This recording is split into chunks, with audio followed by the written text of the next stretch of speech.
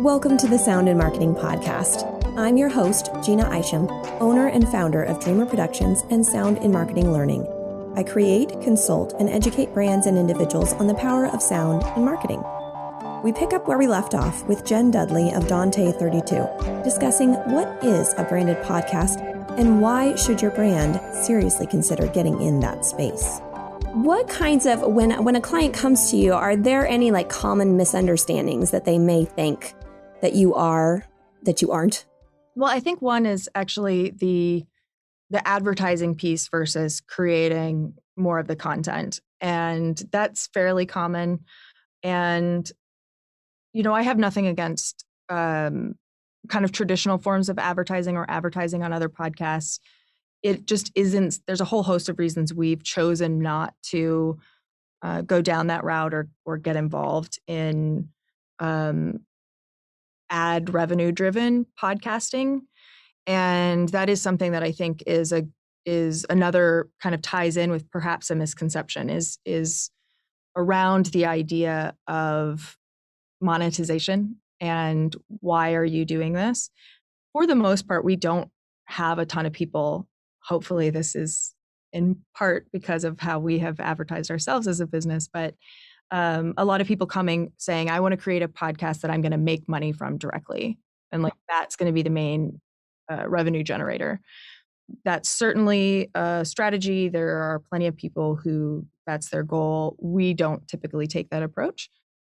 And instead, it's really, again, looking at building an asset over time that is going to grow in value and is a complement to some part of your business that's already generating revenue. So that idea of monetization is another area that people sometimes have misconceptions around. And I would say the third is often maybe why people come to us is they've realized that creating a podcast is a lot harder than they perhaps initially thought. Because on one hand, one of the things that's amazing about podcasting is it's very accessible and it's still becoming less so, but still if you have, a smartphone and access to the internet and that's it. You can create a podcast. But when you really get into it, especially if you're wanting to do that as a brand asset, there's just a lot more components involved. And that's where having someone help out can be helpful. And what we try to do is take care of all of the nitty gritty. Some of it's technical, the podcast space and tech is always changing. So they don't have to worry about any of that and really can, again, focus on that story because that's the piece that we can't do for them. The more that they're able to focus there and not worry about the other pieces, the better. The one other thing that I would add to that maybe fits into a misconception is connecting the podcast to whatever the rest of their strategy is. And this is something where I think it's important to recognize while a podcast can be a really great way to get into voice or sound and that channel of marketing is to treat it like first-class citizen in your marketing strategy and campaign. And in order to be successful, it needs to be tied in to all of those other pieces and looking at, both how that flows into your other channels, your other strategies, but also what else you can do with sound. Because a podcast by itself, it's this one-way medium. There are a lot of things that you can connect to it. And that's one of the things I'm excited about talking to other folks in the sound voice space and really kind of what's possible, I think, in the future. How would you see podcasts being utilized better within brand marketing? Because I agree with you, it needs to be cohesive along all lines. Can you kind of give us an example of how you would, take the podcast and utilize it in some way in the rest of the marketing scheme? Putting a little bit more effort up front is always going to pay off. And so being really clear on why you're doing something, really what is it connected to? So, it's like if the strategic initiatives for this year are to focus on A, B, and C, knowing where this where the podcast kind of fits into that, and saying, okay, well, we also have, a webinar coming out next month, and it's in a similar topic. How can we plug the podcast in that space? And that's kind of like at the high level, is just making sure that the promotion and the communication of what you're doing is consistent across all of your channels. And it's one of those things that sounds really easy, and everybody's like, yeah, of course. And everywhere I've ever worked, or company I've ever worked with, regardless of size, those are the things that are sometimes and often the hardest, because everybody's just busy. But at the bare minimum, I think is making sure that you're, again, tying those things together. Maybe it is running an ad for something inside your podcast.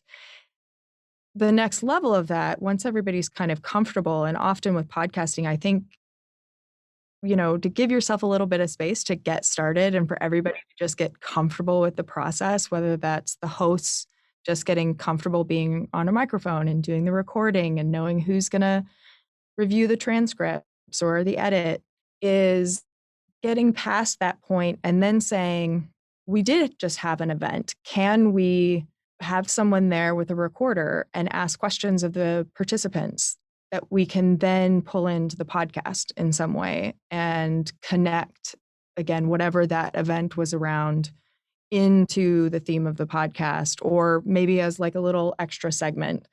Or can we get testimonials from our customers or partners and utilize that some way? Or vice versa, taking things from the podcast and putting it on your website and putting it in your social channels. And so it's not just cross-marketing audio to print or back, also pulling that sound into other places. So as you are a production company, and I'm sure you have things out, and as you mentioned, coming out, is there anything coming down the pike that you're really excited about? Like maybe some examples for these companies that still don't know where they might fit? Is there something you wanted to promote? We'll add a little commercial for you. Oh right gosh. We do have a couple of shows coming out that I'm excited about, but honestly, and this is probably not going to be a great answer, but I'm actually pretty pumped about some of the things that we're working on internally, and that will end up helping externally ultimately. So we've done a lot of work on workflow tools and improving our processes internally so that we can continue to offer services. We take a really hands-on custom approach, but to be able to do that affordably with all levels of clients.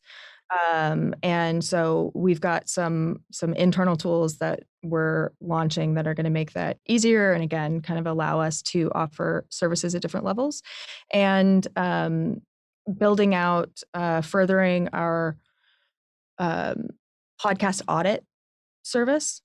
And that's something for, any existing podcast is the, oh, I just heard all of this news about Apple and they just changed a dozen different things. Like, do I need to be doing that? What should I be doing there? Is my website set up correctly? We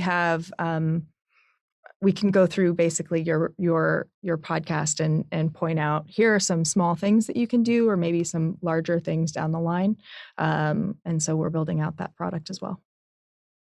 Yeah, I think, were you referring to Apple's subscription model that they now have?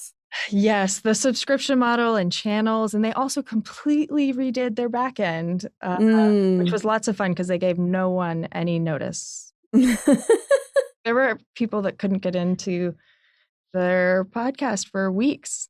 Oh no! After it was a disruptive change, but yeah. So there's a lot of things. And Apple's changing the whole world of advertising, frankly, with their the way they're treating third-party cookies. So something else that's going to, make lots of changes. And frankly, I think speaks to another reason why companies creating their own content makes a lot of sense, because then you don't have to be as reliant on that kind of third-party advertising. Yeah, I think mentioning the cookies was a good mention, because I think that the advertising that once is going to be changing. I think it was it this year that Google Chrome was doing I follow it halfway, but it's one of those things like with streaming, when you watch streaming TV, you can choose the ad supported or the no ads. And if you've got the no ads, then that's one more revenue stream that a company has lost because nobody's going to be seeing it. And then you've got the cord cutting of cable. There's all these things. And so it just makes sense to people like us that you should be creating your own content, because that you have control over. Whenever you have third party anything, you are at their mercy. So yes, so I think that that's great to hear. And so if a company wanted to reach out to you and have a conversation and say, what can you do for me? How would they get a hold of you? What would you suggest? Well, the easiest is probably to go to our website, which is www.dante32.com. Also at Dante32 Inc. on Twitter and Instagram, but the website's probably the best way to reach us. Awesome. Well, Jenn, thank you so much for your time. I learned a lot. I hope everyone else did too. Awesome. Thank you. I hope you're enjoying the show. Don't forget to subscribe on all the major podcast channels, share with friends, follow, and rate. Spread the word because, well, more people should know about this stuff. I know you know that now. For any other inquiries, you can find me at Dreamr Productions. That's DREAMR Productions.com or soundandmarketing.com, LinkedIn, Twitter, and Facebook. You can also email me at Jeanna, Jeanna, at dreamrproductions.com. All links will be provided in the show notes. Let's make this world of sound more intriguing, more unique, and more on brand.